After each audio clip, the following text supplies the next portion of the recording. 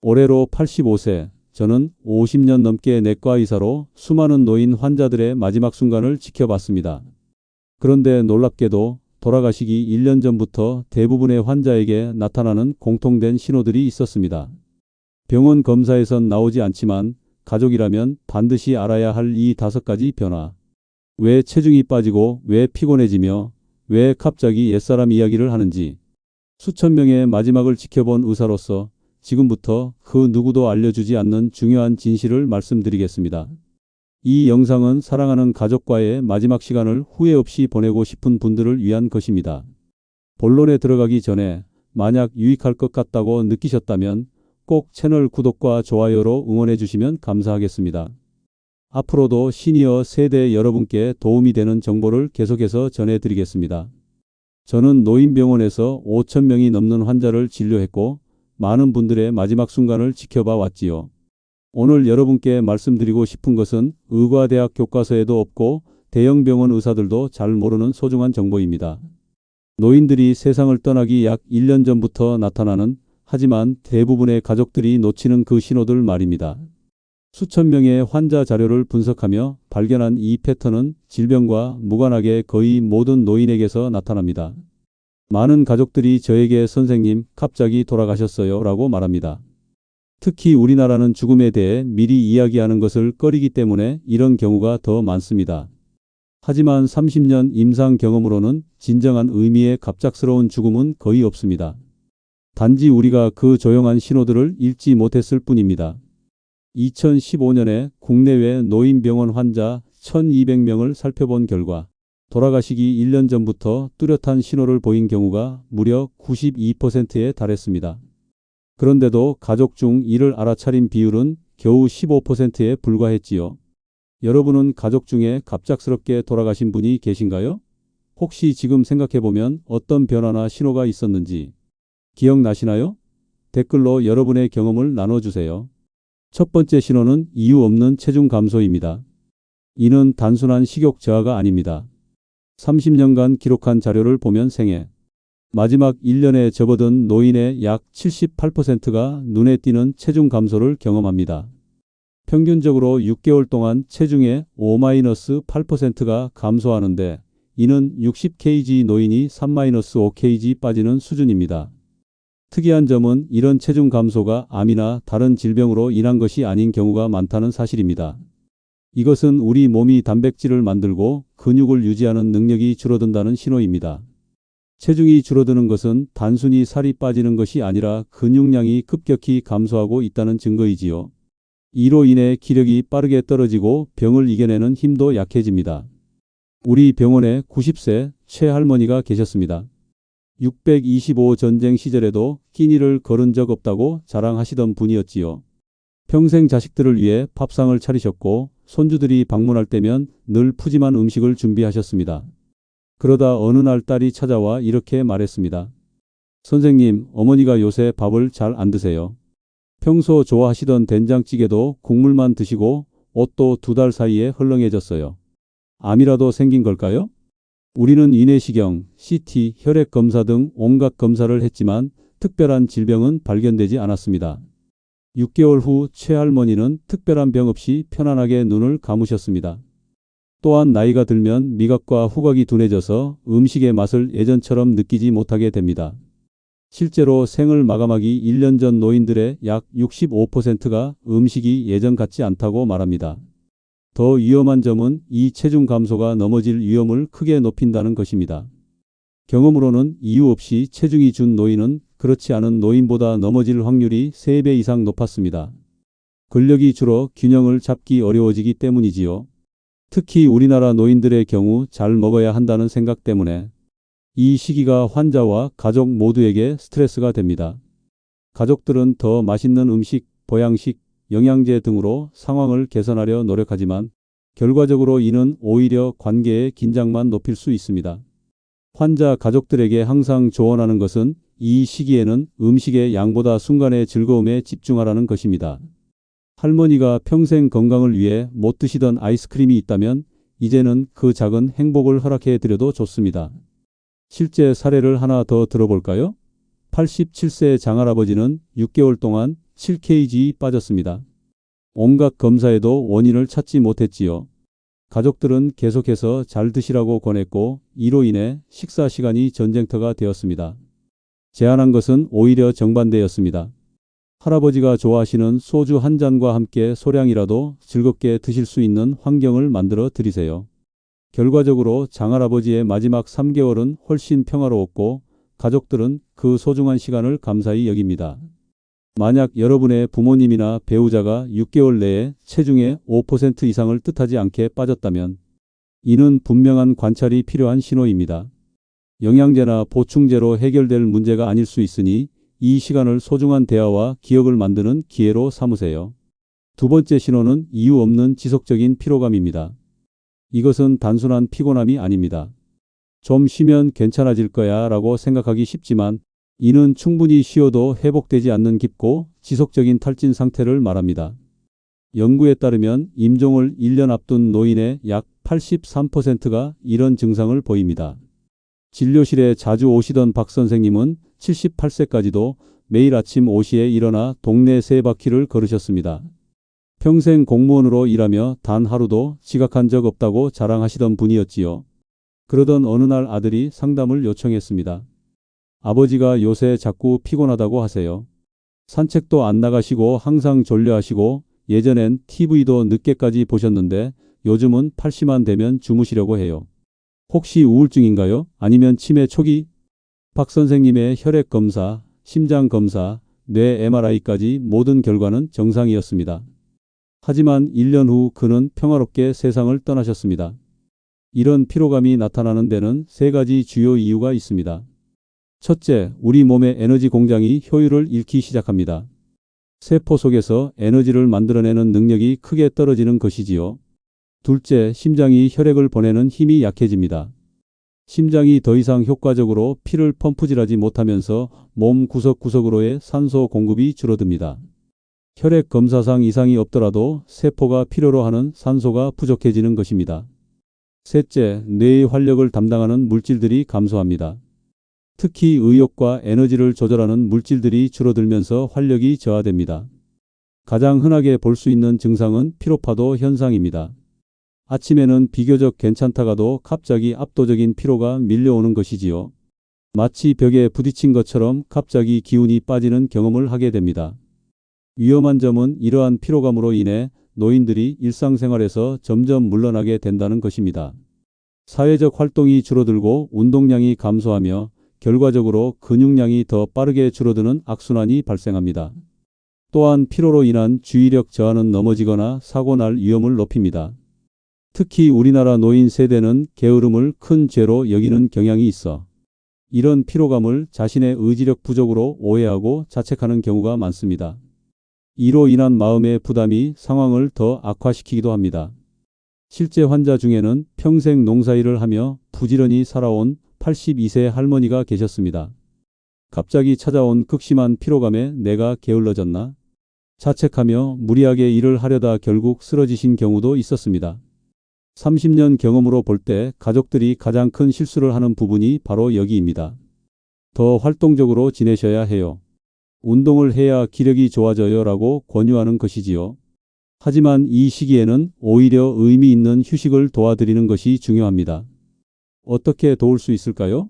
우선 하루 중 기운이 가장 좋은 시간대를 파악하고 그 시간에 가장 의미 있는 활동을 계획하세요.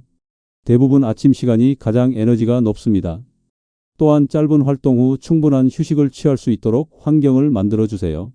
그리고 무엇보다 이런 피로감이 게으름이나 의지 부족이 아니라 자연스러운 몸의 변화임을 이해시켜 드리는 것이 중요합니다.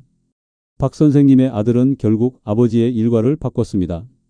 긴 산책 대신 아침에 짧은 정원 산책으로 바꾸고 오후에는 충분한 휴식 시간을 마련했지요. 그리고 가장 중요한 것은 아버지가 피곤해 하실 때 더 이상 힘내세요 라고 말하지 않고 그저 함께 앉아 손을 잡아드렸다는 것입니다. 여러분은 언제 마지막으로 부모님이나 배우자의 손을 오래 잡아드렸나요? 때로는 말보다 그런 따뜻한 접촉이 더 큰 위로가 됩니다. 세 번째 신호는 관심과 의식이 내면으로 향하는 것입니다. 이것은 단순한 건망증이나 혼란스러움이 아닙니다. 30년간의 관찰 결과 임종 1년 전 노인들의 약 75%가 이런 변화를 보입니다. 현재보다는 과거에, 현실보다는 추억에 더 집중하게 되는 것이지요. 83세 이할머니의 손녀가 물었습니다. 할머니가 갑자기 돌아가신 할아버지 이야기를 자꾸 하세요. 50년 전에 돌아가셨는데요. 또 가끔은 주변 사람을 못 알아보기도 하시고 어제는 어머니가 부른다고 하셨는데 증조할머니는 70년 전에 돌아가셨거든요. 치매인가요? 아니면 환각? 정밀 검사를 진행했습니다. 이 할머니는 뇌 검사에서 경미한 저산소증만 있을 뿐 치매는 아니었습니다. 그저 몸이 보내는 신호를 따라가고 계셨던 겁니다. 8개월 후 할머니는 꿈에서 할아버지를 만났다고 말씀하신 다음 날 아침 평화롭게 떠나셨습니다. 이런 현상이 나타나는 이유는 우선 뇌로 가는 혈액에 작은 변화가 일어나기 때문입니다. 특히 생각과 결정을 담당하는 앞부분과 기억을 담당하는 부분의 혈류가 감소하면서 가장 오래되고 깊은 기억들이 오히려 더 선명해지는 현상이 나타납니다. 또한 뇌 속 물질의 균형이 변화하면서 오래된 기억과 관련된 경로가 더 활성화됩니다. 이것이 바로 먼 과거의 기억이 더 생생하게 떠오르는 이유입니다. 놀라운 점은 이 시기에 노인들이 종종 이미 돌아가신 가족이나 친구에 대해 이야기하고 때로는 그들을 본다고 말하기도 한다는 것입니다. 의료계에서는 이를 임종 전 방문이라고 부릅니다. 실제로 호스피스에 계신 환자의 약 50-60%가 이런 경험을 한다는 연구 결과가 있습니다. 많은 가족들이 이런 현상을 정신 이상으로 오해하기 쉽지만 이는 실제로 매우 자연스러운 과정입니다. 전 세계 거의 모든 문화권에서 비슷한 현상이 보고되고 있지요. 위험한 점은 이런 변화로 인해 현실적인 판단력이 떨어질 수 있다는 것입니다. 돈 관리나 중요한 결정에 영향을 미칠 수 있으며 낯선 환경에서 길을 잃거나 혼란스러워할 위험도 높아집니다. 또한 대화나 모임에 참여하는 관심이 줄어들고 조용히 앉아 있는 시간이 많아집니다. 이것은 그들이 여러분을 사랑하지 않아서가 아닙니다. 그저 마음이 점점 내면으로 향하고 있는 것입니다. 환자 중 평생 사교적이었던 78세의 김할아버지는 손자의 결혼식에서도 조용히 구석에 앉아 계셨습니다. 가족들은 그가 행사를 즐기지 않는다고 오해했지만 나중에 할아버지는 내 인생에서 가장 행복한 날이었다고 말씀하셨습니다. 그저 그것을 표현하는 방식이 달라진 것뿐이었지요. 이 시기에 가족들이 할 수 있는 가장 소중한 일은 그들의 이야기를 들어주는 것입니다. 때로는 현실과 다르게 들리는 이야기라도 그것을 부정하거나 현실로 돌려놓으려 하지 마세요. 그저 그 여정에 함께해 주는 것이 중요합니다. 실제 도움이 되는 조언을 드리자면 환경을 단순하고 익숙하게 유지하세요. 복잡한 새로운 장소보다는 친숙한 공간이 더 안정감을 줍니다. 또한 옛날 사진첩이나 추억의 물건들을 함께 보는 것도 좋은 방법입니다. 그리고 무엇보다 그들이 말하는 보인다거나 들린다는 경험을 부정하지 마세요. 그것은 그들에게 매우 실제적이고 의미 있는 경험입니다. 여러분은 가족 중에 이런 변화를 보이는 분이 계신가요? 어떻게 반응하고 계신지요? 네 번째 신호는 몸의 방어력이 크게 약해지는 것입니다. 이는 단순히 나이가 들어 염증에 약해지는 것과는 다릅니다. 연구에 따르면 임종 1년 전 노인의 약 82%가 갑작스럽고 지속적인 면역력 저하를 경험합니다. 76세 정할아버지는 평생 건강하게 사셨습니다.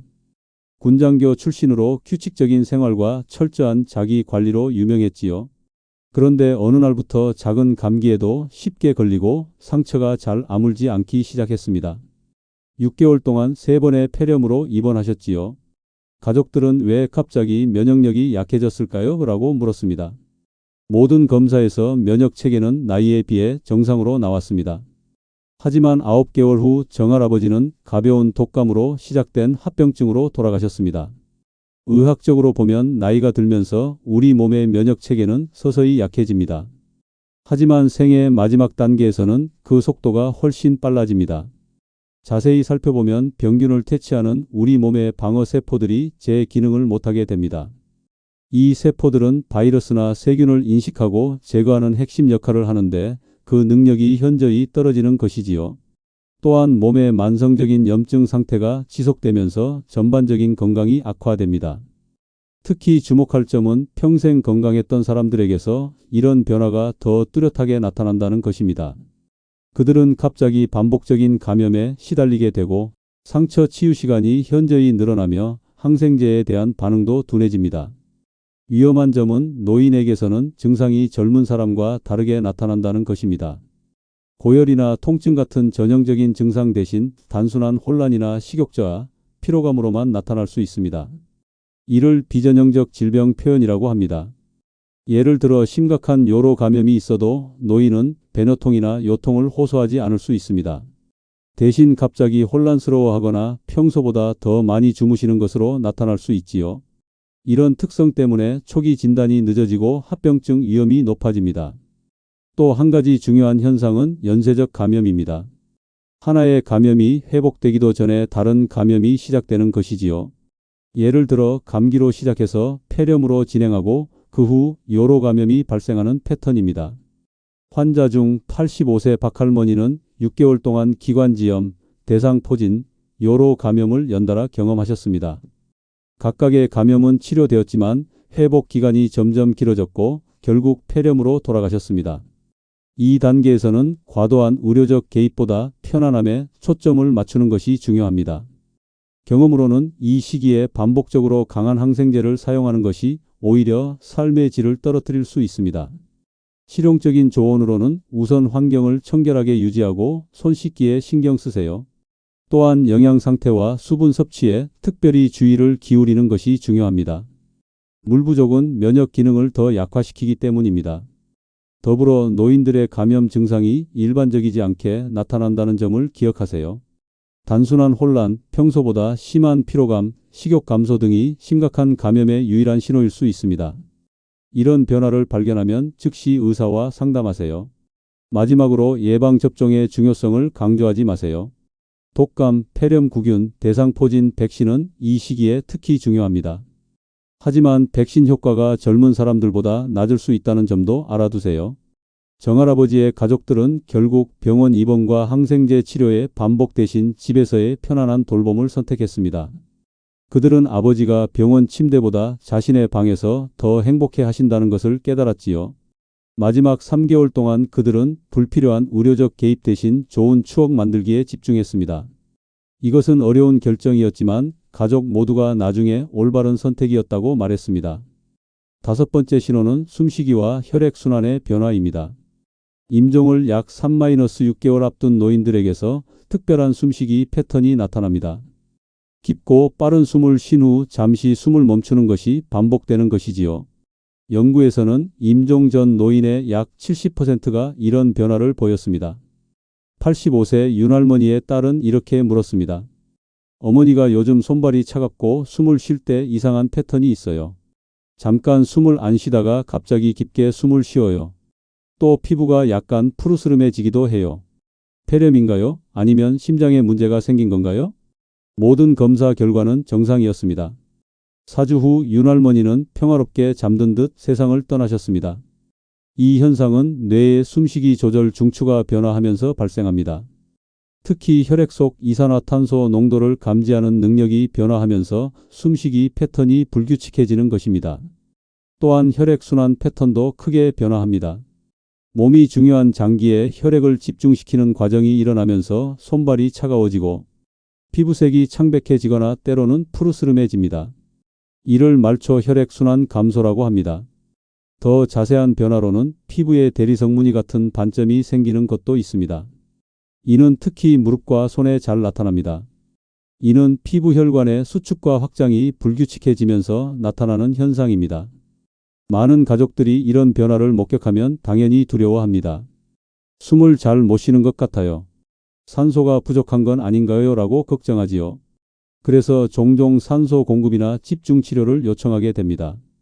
놀라운 점은 이러한 변화가 환자에게는 크게 불편하지 않을 수 있다는 것입니다.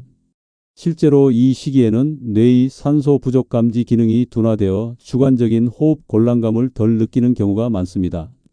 이것은 몸이 자연스럽게 마지막을 준비하는 과정입니다. 위험한 점은 이런 자연스러운 과정을 병적인 상태로 오해하고 과도한 의료적 개입을 하는 경우입니다. 종종 2단계에서의 산소 공급, 인공호흡기 적용 등은 오히려 불편함만 가중시킬 수 있습니다.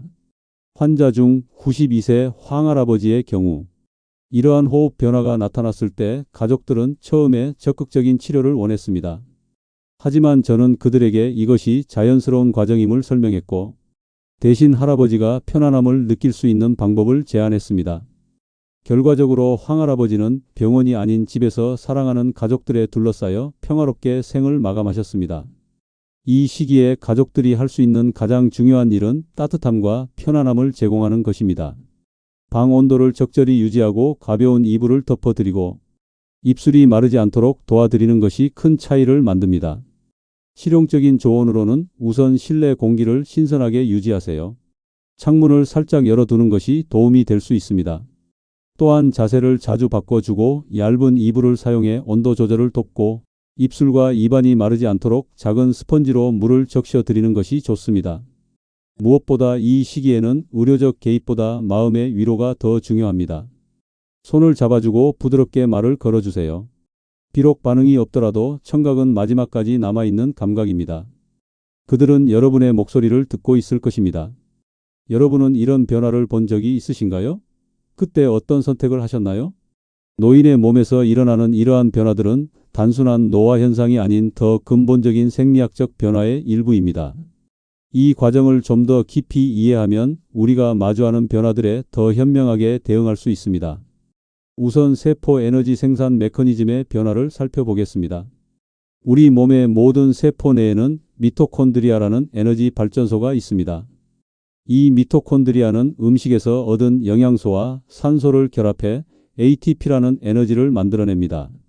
마지막 생애 단계에서는 이 미토콘드리아의 수와 효율성이 급격히 감소합니다. 마치 발전소의 일부가 꺼지고 나머지도 최대 출력으로 일하지 못하는 상태와 비슷합니다. 이로 인해 세포는 평소처럼 기능하는데 필요한 에너지를 생산하지 못하게 됩니다. 특히 에너지 소비가 많은 근육세포, 면역세포, 뇌세포가 가장 큰 영향을 받습니다. 이것이 바로 체중 감소, 피로감, 면역력 저하의 생물학적 기반입니다. 심장 펌프 기능의 변화도 중요한 요소입니다. 심장은 나이가 들면서 펌프 효율이 자연스럽게 감소합니다. 하지만 생애 마지막 단계에서는 심장 근육의 수축력이 더욱 약해지고 심장 박동을 조절하는 전기 신호 체계도 불규칙해집니다. 결과적으로 몸 전체에 필요한 만큼의 혈액과 산소를 공급하지 못하게 됩니다. 재미있는 점은 이런 변화가 일반적인 심장 검사에서는 잘 드러나지 않는다는 것입니다. 초음파나 심전도가 정상 범위처럼 보일 수 있지만 실제 기능은 미세하게 저하되고 있는 것이지요. 이것이 바로 의학적 검사는 모두 정상인데 환자는 계속 피로감을 호소하는 이유입니다. 이러한 신체 변화를 이해할 때 중요한 것은 이것이 병리적 과정이 아니라 자연스러운 삶의 마무리 과정이라는 점입니다. 모든 생명체는 성장과 번식 이후에 자연스럽게 쇠퇴하는 단계를 거칩니다. 우리 몸은 이 과정을 가능한 한 편안하게 만들기 위해 여러 적응 메커니즘을 작동시킵니다. 예를 들어 호흡 변화는 몸이 점점 덜 필요로 하는 산소를 적절히 조절하는 방법입니다. 또한 말초 혈액순환의 감소는 중요 장기에 혈액을 집중시켜 핵심 기능을 최대한 오래 유지하려는 전략이지요. 이는 마치 침몰하는 배에서 중요한 구역에만 전력을 공급하는 것과 비슷합니다. 죽음에 대한 문화적 인식 차이는 이러한 자연스러운 과정을 어떻게 받아들이는지에 큰 영향을 미칩니다. 서구 사회는 최근 몇십 년간 죽음을 의학적으로 통제하고 지연시켜야 할 대상으로 여겨왔습니다. 반면 우리 한국 사회는 전통적으로 죽음을 삶의 자연스러운 일부로 여겨왔지만 현대화 과정에서 죽음에 대한 논의 자체를 꺼리는 문화가 강해졌습니다.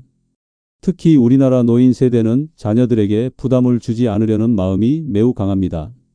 그래서 자신의 신체 변화나 불편함을 숨기고 증상이 심각해질 때까지 말하지 않는 경우가 많습니다.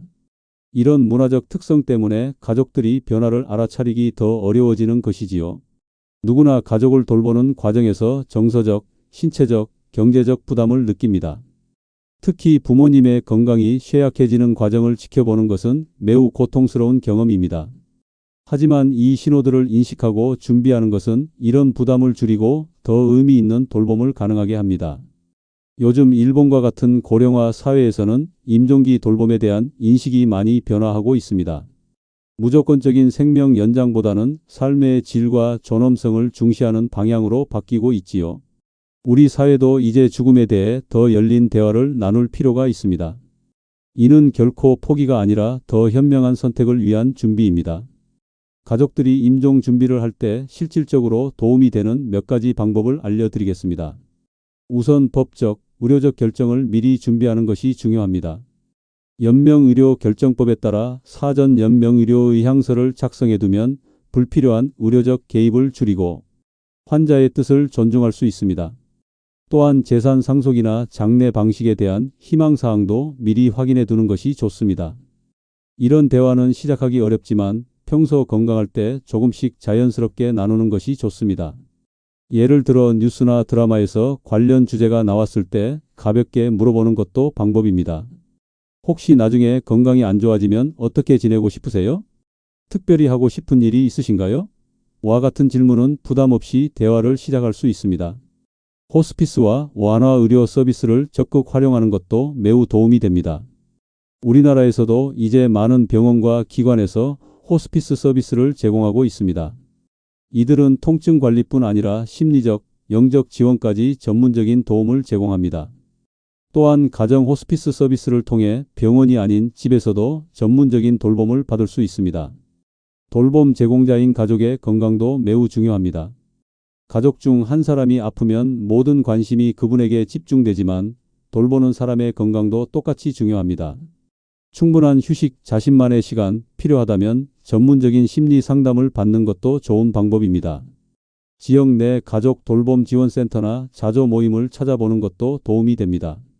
마지막 순간의 의미를 찾는 것은 환자와 가족 모두에게 큰 위안이 됩니다. 실제로 생애 회고 인터뷰나 영상 편지, 가족 역사 기록 등은 소중한 유산이 될 수 있습니다. 한 환자 가족은 할머니의 음식 레시피와 인생 이야기를 책으로 만들어 가족 전체에 선물했습니다. 이는 할머니에게는 자신의 삶이 가치 있었다는 확인을, 가족에게는 영원한 추억을 선사했지요. 또한 미해결된 관계를 정리하는 것도 중요합니다. 용서를 구하거나 감사를 표현하거나 사랑을 확인하는 것은 마음의 평화를 가져다 줍니다. 이것이 바로 앞서 언급한 5가지 말, 사랑합니다, 감사합니다, 용서합니다, 용서해 주세요, 안녕히 계세요가 중요한 이유입니다. 여러분도 부모님이나 배우자와 이런 대화를 나눠보신 적 있으신가요? 준비가 되었다고 느끼시나요? 이 5가지 신호를 알고 있다면 여러분은 이제 갑자기 돌아가셨어요 라는 말을 하지 않게 될 것입니다. 대신 마지막 순간까지 의미 있는 시간을 함께 할 수 있을 것입니다.